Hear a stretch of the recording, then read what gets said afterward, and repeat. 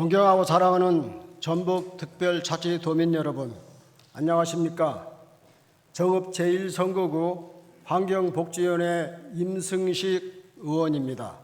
오늘 본 의원은 전북자치도가 살을 걸고 임해야 할 저출생 문제와 이를 대응할 지방소멸 대응기금 활용 관련과 새만금 수질 개선을 위한 대책 마련, 그리고 돈의 취약계층 아동을 위한 드림 스타트 사업의 성공적 안착의 문제점과 해결 방안에 관련하여 말씀드리고자 합니다.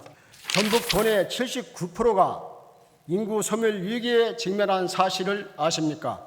전북은 14개 시군 중 전주, 군산, 완주를 제외한 10개 시군이 인구 감소 지역으로, 익산은 인구 감소 관심 지역으로 지정되었습니다. 그동안 전북자치도는 상당한 예산을 투입해서 인구 감소에 대응해 왔으나 출산율 하락과 청년 인구 유출 문제는 여전히 해결될 기미가 없는데 과연 실효성 있는 대책을 마련하고 실행해 왔는지 의문스러울 뿐입니다. 그러나 도민들은 올해 전북특별자치도 출범을 기회로 삼아서 앞으로 전북자치도만의 독자적이고 특색 있는 인구 정책을 기대하고 있습니다. 도지사께서는 현재 시행 중인 각종 인구 정책의 실효성을 어떻게 점검하고 있고 전북자치도 출범에 맞춰서 각 지초단체의 특수성을 고려한 종합적인 대책 마련을 어떻게 계획하고 진행 중인지, 그리고 향후 기대 효과는 어떠할지 이에 관하여 답변해 주시기 바랍니다. 인구 소멸이라는 국가적 위기 앞에서 정부는 2022년부터 10년 동안 인구 감소 지역에 매년 1조 원의 정부 출연 기금을 투입하는 지방 소멸 대응 기금을 마련하였습니다. 22년도에서 23년도 기금 집행률이 지난해 12월 기준 50%에 그쳐서 무려 1,000억 원 억대의 정부 지원금을 집행하지도 못하였습니다. 또한 23년도 11개 시군 중 5개 시군은 10% 이하의 기금 집행률을 나타냈고, 특히 고창군은 0%의 집행률을 기록하였습니다. 각 시군의 저조한 집행률의 주된 원인에 대해서 대다수의 사업이 시설 합의에 편입되어 있어서 행정 절차의 지연 발생에 따른 것으로 분석되지만, 근본적으로는 애초에 부실한 사업계획과 광역단체의 역할 부재라 할 수 있는데, 도지사님께서는 지방소멸 대응기금의 저조한 집행률에 대해서 어떻게 분석하고 있는지 답변해 주시기 바랍니다. 24년도 기초단체 기금 배분을 보면 X등급을 받은 장수군은 80% 이상의 정액된 144억 원을 지급받았습니다. 반면 C등급을 받은 6개 시군은 20% 이상의 감액된 금액을 받았습니다.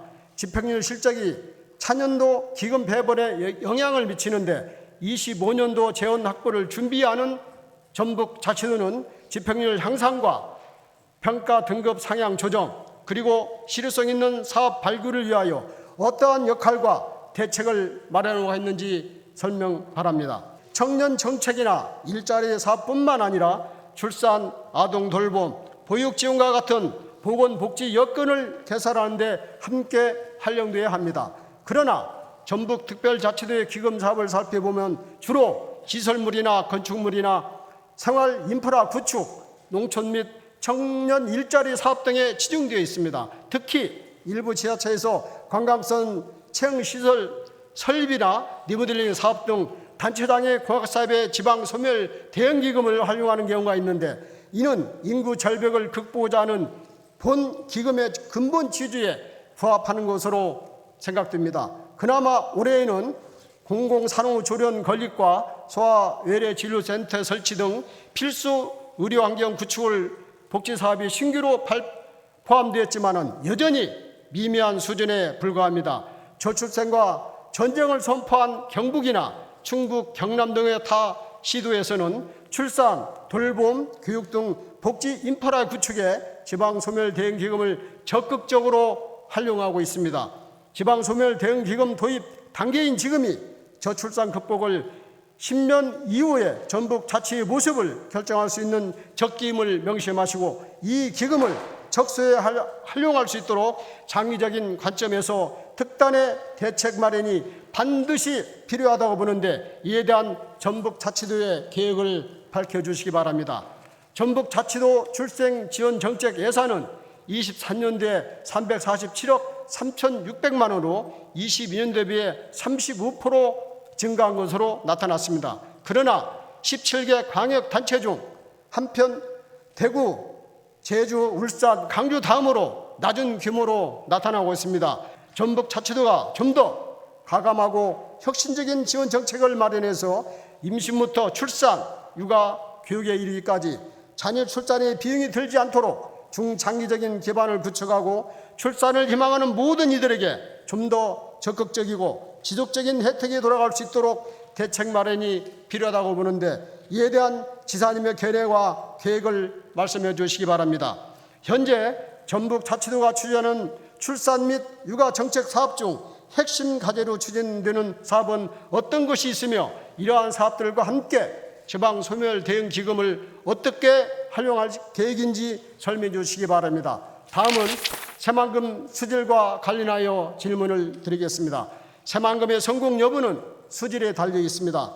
정부는 수질 개선의 대책을 시행하고 이를 10년 주기로 평가하고 정책을 수립하는 노력을 해왔습니다.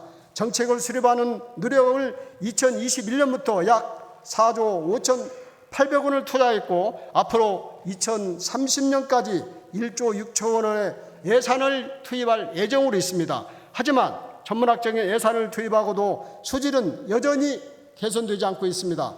새만금 표층과 저층의 물은 순환하지 못해서 썩어가고 있습니다.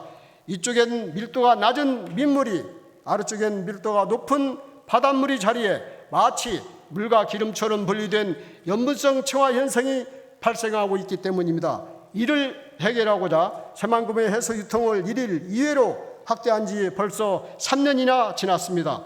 그간 해수 유통 확대에 따라서 수질이 개선되었는지 답변해 주시기 바랍니다. 지금까지도 풀지 못한 숙제로 남아있는 수질 문제, 본 의원은 새만금 수질 정책의 대제로안이 필요한 시점이라고 생각합니다. 현재 추진 중인 엑소의 사업도 전면 재검토가 필요합니다. 복수의 전문가들은 현재의 수질 관리를 고수한다면 해수 유통이 제한적일 수밖에 없다라고 주장합니다. 이는 곧 관리 수위의 조정으로 해수 유통을 확대하면 수질을 개선할 수 있다라는 것입니다. 본 의원은 지금의 관리 수위 정책을 가감하고 혁신적으로 개선해야 할 시점이라고 생각합니다. 해수 유통을 확대해야 스마트 소변 도시와 관광도 성공할 수 있을 것입니다.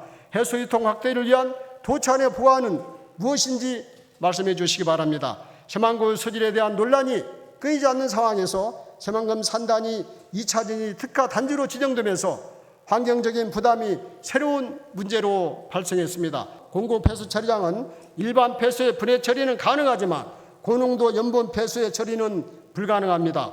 현재는 2차전 접지에서 발생하는 폐수량이 소량이기 때문에 처리가 가능하지만 입지업체가 늘어나서 폐수량이 증가한다면 사정이 달라집니다. 2차전 주체는 주로 광물 원료를 가공하거나 폐건지를 재활용하고 있습니다. 이 과정에서 중금속이 함유 된 폐수와 고염도 폐수가 다량으로 발생하며 이 폐수는 염분의 농도가 높아서 미생물이 폐사하거나 시설물이 부식될 우려가 있어서 폐수 처리장에서 처리가 매우 어렵게 된 것입니다. 현재까지 전북자치도에서 TF 운영 등 전문가들과 논의한 내용은 무엇인지, 그리고 향후 대책 처리는 무엇을 상세히 어떻게 할 것인지 상세히 밝혀주시기 바랍니다. 2차전지 폐수 전용 공공처리장을 신설한다 하더라도 공사 기간이 최소 5년이 소요되는 만큼 현재 입주기업에서 발생하고 있는 폐수의 적정 처리에 대한 대책도 함께 마련되어야 합니다. 이에 대한 대책은 무엇인지 말씀해 주시기 바랍니다. 다음은 취약계층 아동들에게 대해 다양한 서비스를 제공하여 건강한 성장을 지원하기 위해 추진하고 있는 드림스타트 사업에 관하여 질문드리겠습니다. 지난달 전주시는 강사들에게 대한 산재보험 부담을 이유로 드림스타트 사업을 시중학습지 업체에 위탁하겠다고 밝혔습니다. 즉 아동의 교육 서비스의 질적 개선이 아닌 단순히 비용 절감을 위해서 취약계층 아동의 기초학습 지원 방식이 뒤바뀌게 된 것입니다. 그런데 병역면 서비스를 통해서 아이들 기초학력 신장, 정서 지원, 멘토링 등 드림 스타트가 추구하고 있는 정책 목표를 달성할 수 있을지 의문입니다.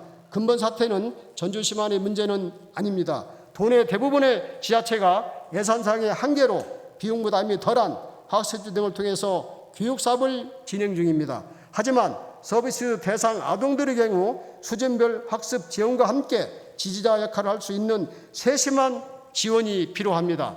이를 위해 우리 전북자치도 차원의 서비스 질을 높일 수 있는 특별하고 세심한 지원이 필요해 보이는데 양질의 교육 지원 사업을 추진한 전북자치도의 계획을 말씀해 주시기 바랍니다. 다음은 드림스타 사업을 포함한 아동 정책, 인력 조직 및 문제에 관련해서 말씀드리겠습니다. 흔히 아동은 우리 미래라고 합니다. 하지만 현실에서 아동 정책은 타 정책들에 밀려 소외되고 있고 조직 개편과 인력 충원에도 항상 밀리고 있어서 고질적인 업무 가부화를 겪고 있는 실정입니다. 정부에서는 2020년도 아동보호 체계 공공화 시행 후 기존 아동복지팀 이외에 아동학대 업무를 추진하는 아동보호팀의 신설을 권고하였고 이에 12개 시도는 아동팀이 2개 이상 신설되었습니다. 반면 전북자치도는 아동복지팀의 분리 신설 없이 현재 1개 팀으로 운영되고 있는 실정입니다. 아동 숫자가 줄더라도 아동과 관련한 사회적 정책 수혜가 높아지며 관련 업무는 지속적으로 증가하고 있습니다.